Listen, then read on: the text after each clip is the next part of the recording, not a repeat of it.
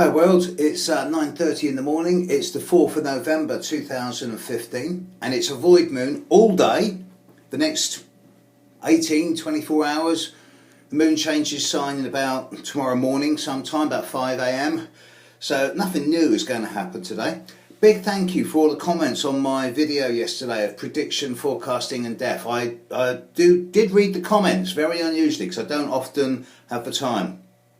But two things on that one before I start today's video. One is that my apologies for saying that I would punch someone. I meant metaphorically, not physically, of course, because I don't advocate violence. Secondly, a number of people said, yes, but isn't this the same as forecasting a long life? And actively, I disagree. And I can only quote from my experience.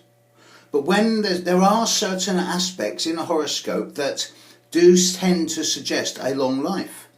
If an individual is born with a strong aspect, regardless of whether it's a square in opposition or a trine and sextile, but if it's a strong aspect from the sun or sometimes the moon to Saturn, then often one of my catchphrases is that you're going to hit your mid-80s with your marbles and your mobility. And that actually you can predict a long life, at least into your 80s, and probably the good health that goes with it. But that's Saturn for you. It's not the case in every situation, but it is in 85 to 90% of them. So today's video, forecasting, prediction and birth. You can't predict death. You can kind of. You can't predict birth. No, you can't. But you can forecast best times for conception. Certainly in a woman's chart it's a lot easier than in a man's, obviously. There are certain factors that do indicate ease of conception. For a start off, when the sun and moon in the sky are in exactly the same angle with each other as they are in the woman's birth chart, which happens every month for a few hours, then at that time, and of course dependent on other cycles and rhythms, that moment of the month the woman is going to be much more fertile. It normally works out for about half a day a month, when the sun and moon are in the same angle with each other as they were in the woman's birth chart. Also, when Jupiter in the sky is transiting conjunct or sometimes opposite the female moon, fertility levels rocket. The ability for conception is very strong, and I have many clients who have had successes at conceiving babies when Jupiter is on their moon. Now this is only every 12 years.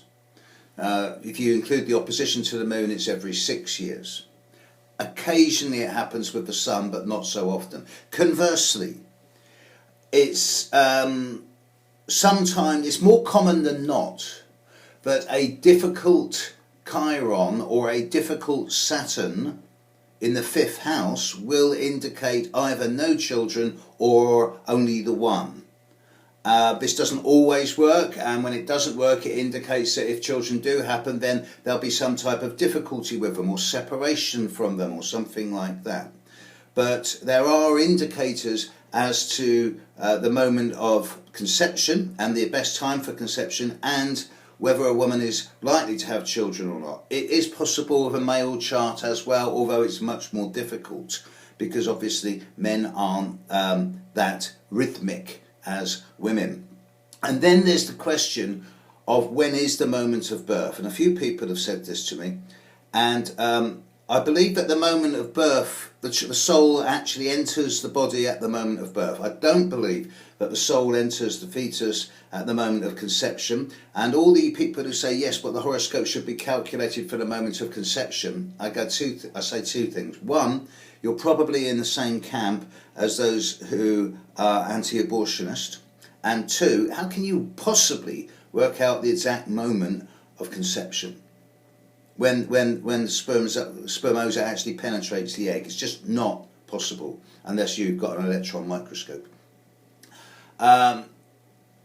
When the cord is cut, when the child is born, the cord is cut and the child takes its first breath as an autonomous individual, and I believe, I'm not sure on this, but I believe in Hindu or Sikh philosophy this is called prana, the first breath. to me, that is the moment of birth. That is when the soul, incorporate in the body, takes its first breath as an individual in the world and becomes a separate being. And from that moment, that is when I calculate the horoscope, the moment of physical, individual isolation as an autonomous individual. I'm sure there's various people who will disagree with me, and that's your right. And I'm only quoting from my experience, but I have got 35 years of experience and 30,000 readings under my belt, so I kind of know what I'm talking about, at least in my opinion. Void moon all day today, so I'm just rambling. And today's a day for just getting the washing done, getting the filing done. Don't start anything new today, just carry on with life. Tomorrow morning, the moon's in Virgo, whole different ball game. But until then, catch you later. Have a great day. Bye.